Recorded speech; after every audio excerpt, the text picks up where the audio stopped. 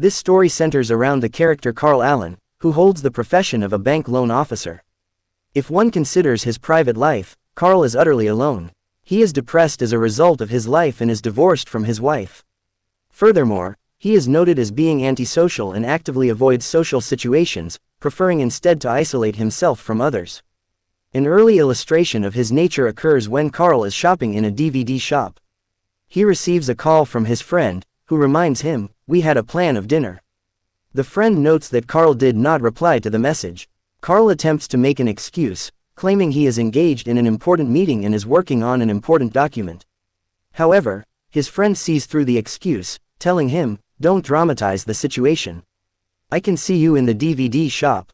The friend insists, "Let's go and don't make excuses." Although Carl was not willing to go, he has to attend dinner with his friends because he was caught in his lie. While at dinner, Carl also sees his former divorced wife. She is actually with her new partner. Carl exhibits resistance from facing reality, and the reason behind this reluctance is Carl's lack of confidence. He avoids meeting everyone and does not find any charm in his life. The following day, Carl Allen goes to his office. His senior boss approaches him, mentioning that there was a promotion discussion in the office. Unfortunately, Carl missed the chance. Carl responds passively, saying, "It is okay. It is going on particularly in my life." This indicates that Carl is totally disappointed and depressed, and such negative happenings were a common part of his life. Random people meet Carl in the office seeking loans. In certain cases, they might be missing a few documents. Even though a loan could potentially be allowed due to having a soft corner, Carl forbids them. Carl tells them, "No. Your documents are missing." Additionally, he voluntarily refuses to pick up the call of his relative because he is not willing to talk with anyone. During lunchtime, an old friend of Carl's meets him, expressing happiness to see Carl still serving as an officer of this bank. Carl asks what his friend is doing, and the friend replies, "I am on tour throughout the world because I am a yes man." Showing Carl a brochure, the friend mentions that a seminar is going to be conducted and insists Carl must visit there.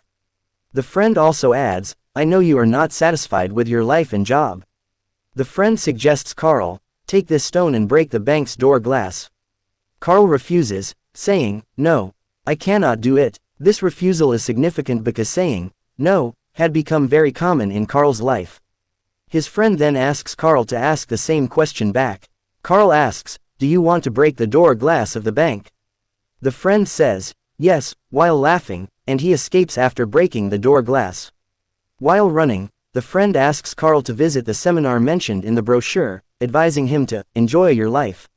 Live your life. You only live once. Indeed, if one talks about Carl's life, the most used word is no, meaning he says no to everything. This included rejecting the loan, telling a lie to his friends, and many other things where he uses the word no. Carl, meanwhile, still thinks about his ex-wife. He tells his wife, "I miss you." But his ex-wife tells him she is going outside with her partner. Carl replies smilingly, "You should go, it is your life." And the call is disconnected. It is also noted that he avoids visiting the engagement ceremony of his close friend. That friend complains to Carl, stating that nothing will change if Carl doesn't change himself, and warns that he will never be in contact with Carl again. Getting angry at Carl, that friend leaves. Carl starts thinking that there is no harm in visiting that seminar, and he subsequently reaches the seminar, which is named the Yes Seminar. At the seminar, he encounters the same friend who had given him the brochure near Carl's bank earlier. A motivational speaker is present and asks for the name of the first visitor to the seminar. Carl's friend gesticulates toward Carl, saying, "He is my friend and the first visitor." Upon hearing this, the motivational speaker addresses Carl, saying, "Come on. Come on the stage." Carl resists, saying, "No. No, thank you. I am all right here." The motivational speaker expresses shock, asking, "What did you say?" "No," emphasizing that no one says, "No," there. The audience begins chanting Carl's name, calling him, "No man, no man, no man." The motivational speaker declares that if Carl is not coming to him, then he will come to Carl, and he comes to Carl hurriedly while running. Upon reaching Carl, the speaker tells him that he is strayed in his life and, being alone, has no friend and companion. Carl replies that his life is very tough and claims the speaker does not know about the circumstances he has faced. The motivational speaker then takes an oath from Carl to say, yes instead of, no, in every opportunity and matter of his life. Carl feels pressurized and is unable to utter a word. Eventually, he says that he will say, yes, and he declares, yes, before everyone. After leaving the seminar, a man requests Carl for a car lift, inquiring, can you drop me off somewhere? Carl is about to say, no, but his friend, who is nearby, interjects, saying, Carl will drop you there. The friend pressures Carl to say, yes, and Carl says, yes out of compulsion.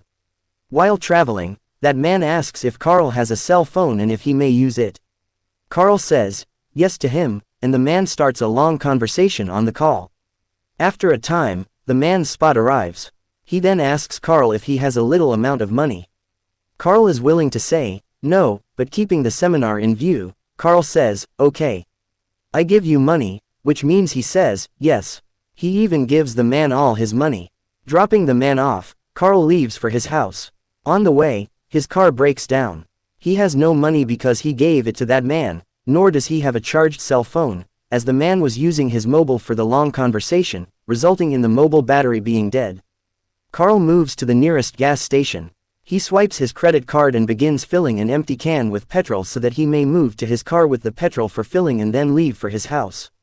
While filling the petrol, a girl arrives and takes a photo of Carl sitting on a bike. She smiles and says that Carl's car might have run out of petrol, offering, I can drop you to your car if you want. Carl accepts, saying, yes. He reaches his car riding on her bike. This girl's name is basically Allison. She asks further, are you alright? Carl murmurs that he is alright and only needs her companionship, though he does not utter this loudly. However, Allison hears him. She embraces him and then leaves. Carl is rejoiced observing this, thinking that all this happened due to the uttered word of, yes. He realizes that if he had not lifted that beggar, this sequence of events would not have happened, and he would not have met this girl. Now Carl decides to say, yes in everything. While he is still contemplating this, he suddenly receives a call. It is Saturday, which is a holiday. His boss asks if Carl can visit the office, and Carl replies, yes. He goes into his office. A woman arrives there, stating she runs a cake-making business and needs a loan for her business expansion. Carl's bank does not typically loan on a small basis. However, Carl has decided to say yes on everything, keeping himself away from the word no. Upon hearing the lady's request, he agrees to loan her the money. Following this, he proceeds to meet his friends. He informs them, I have brought change in my life. Now I say for everything, yes. And I am feeling a great difference. Taking advantage of this, his friend calls the waitress in a fun mood and says, don't stop bringing food and drink here. Because, the bill will be paid by Carl. The friend asks, will you pay bill Carl? And Carl replies, yes. That night, Carl drinks excessively, sings, and dances in intoxication. He had never enjoyed his life as he is enjoying it this night. The next morning, his old-aged neighbor arrives, asking, will you repair my house's shelf? While repairing the shelf of the old lady's house, she begins to harass Carl physically. Carl, for the first time since his vow, says, no, no, not such a thing will be between us. Carl runs outside, but coming outside, he is toppled down the stairs and becomes slightly injured. Additionally, a coming dog is nearly biting him. Carl thinks that everything was going well when he was saying, yes, and now that he said, no, as a result, he was going to have a bone fracture and a dog was on the verge of biting him. He therefore plans to say, yes, to everything. Carl is now a changed person with a changing life, saying, no, for nothing. As part of this commitment, he learns the Korean language, learns to play the guitar, and also learns to fly aircraft. Previously, Carl had poor relations with his boss, but they have now developed positively. Carl, as a loan officer, gives loans to the coming loaners. It does not matter how small or big the loan is. He does not say, no, to anyone. Everyone is happy with Carl's services, which is the reason why many people visit the bank and take loans from Carl. One day, while going to his house, he meets a man on the way who used to stand there regularly. Carl always used to say, no, to this man. The man tells Carl, I have a bar. You must visit there. You'll enjoy it. Carl used to say, no, but after seeing the man's brochure, he says, I will definitely come to your bar, and adds, you are working great. Carl visits that bar at night and also finds Allison there. She is the same girl who had lifted him, showing him affection. Basically, Allison is the singer in this bar. After showing her performance, she comes and sits near Carl. She asks, "Are you chasing me?" Carl replies, "I cannot do as such." Then, both go for a walk together. While walking, she tells him that she sings in the bar as a part-time job. Otherwise, she is also the photography class teacher during the daytime. She invites him, saying, "It will be my pleasure if you visit there at any time." Carl says to her, "Yes," promising, "I will surely come." Carl receives a call from his friend at night time, inviting him to a party. It is late night, but saying, yes, Carl goes to that party. Going there, he is profligate and enjoys himself. In the coming morning, he also visits his friend Allison's photography class. Meeting her there, he becomes a part of her practices, goes for a trip, and also becomes a photographer with them. Carl's life has totally changed, and the reason for these changes is the use of the word, yes. Now, a smile becomes a part of Carl's life. Allison likes his nature, his smiling and jovial attitude, and they become good friends because of these things. The next night, Carl and Allison go for a bike ride, enjoying themselves immensely, with Carl driving the bike at this time. Then they move to a big stadium. They both spend much of their time there and start liking each other. The next day, a queue of loners is noticed. Carl's senior officer comes in and says, "Come into the office, there is an urgent meeting." Carl initially thinks his job is now at risk. But as he goes there, the senior officer says, "Bravo." The officer explains that the bank never allowed small loans ever before, but Carl's actions increased the number of customers. Consequently, the bank is getting a profit, and all these loaners pay their loans on time, which is beneficial for the bank. Carl is subsequently promoted by the senior officer with an increment of salary. Carl is pleased. Carl's personality has absorbed much positivity, so going anywhere, he cheers everyone. Once, a suicidal man is noticed outside the window, but Carl sings a motivational song after going near him. Listening to this song, that man does not commit suicide. In this way, Carl also rescues the life of that person. Carl and Allison plan for a recreational trip. While they are at the airport for this trip, Carl's ex-wife reaches there. She mentions that they watched him on TV when he was saving that man's life, telling him, "You did a great job." Carl responds humbly, "It was nothing out of the ordinary." Carl's ex-wife is surprised by the changes in his life, how much he is smiling and how he has turned into a positive and jolly person. She asks him why he is there. He says he is waiting for his friend. She asks where they are going, and he replies, "It is undecided. After her arrival, we will decide our destination." Allison then arrives, and both move to the ticket counter. They tell the ticket officer that they need a ticket for the first flight, regardless of where it is flying. The first flight happens to be to Nebraska. Both take the flight to Nebraska, where they start photography while enjoying.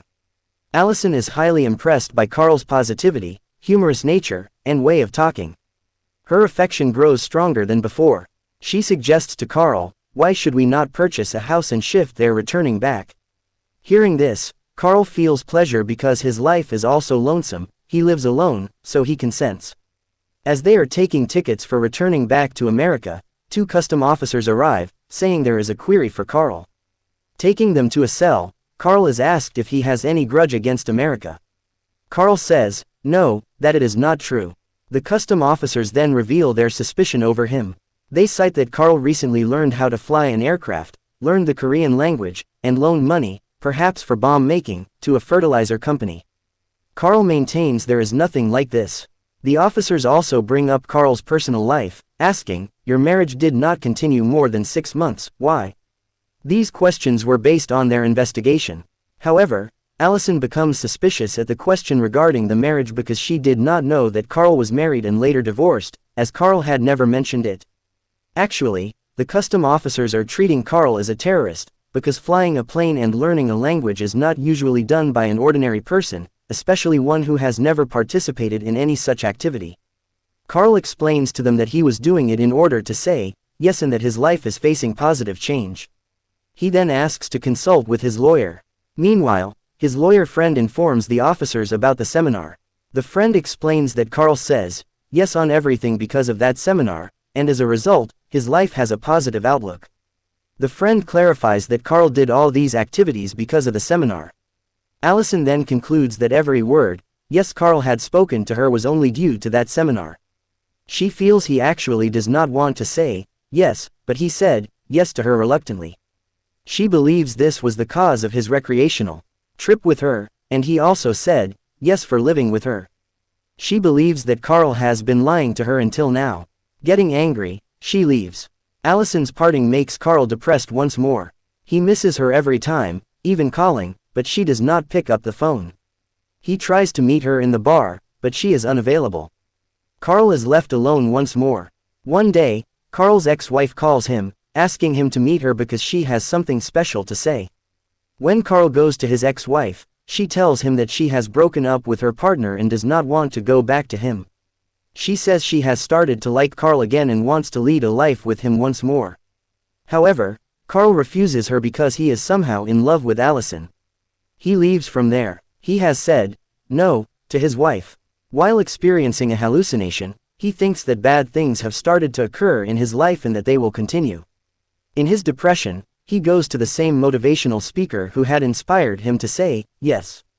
Carl hides himself at the back seat of the motivational speaker's car without the speaker guessing. While the speaker is driving, Carl suddenly appears before him from the back seat, saying, don't be afraid.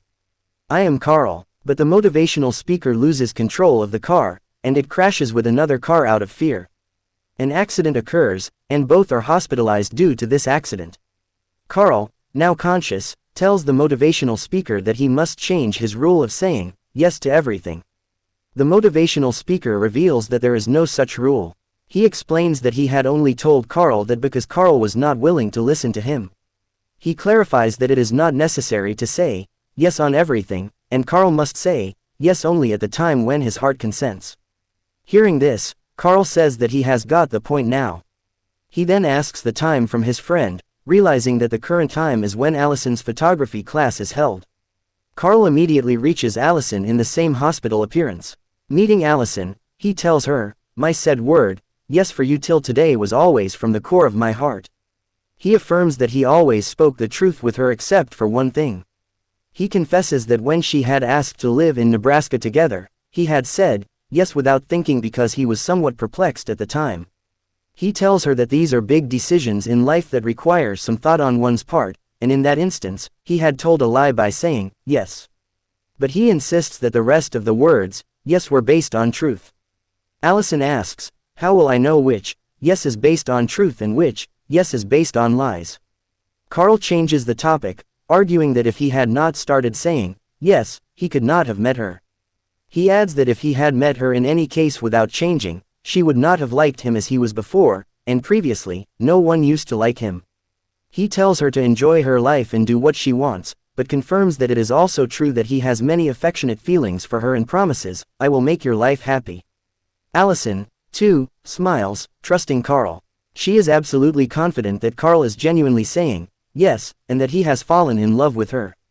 Both embrace each other, and the movie reaches its happy ending.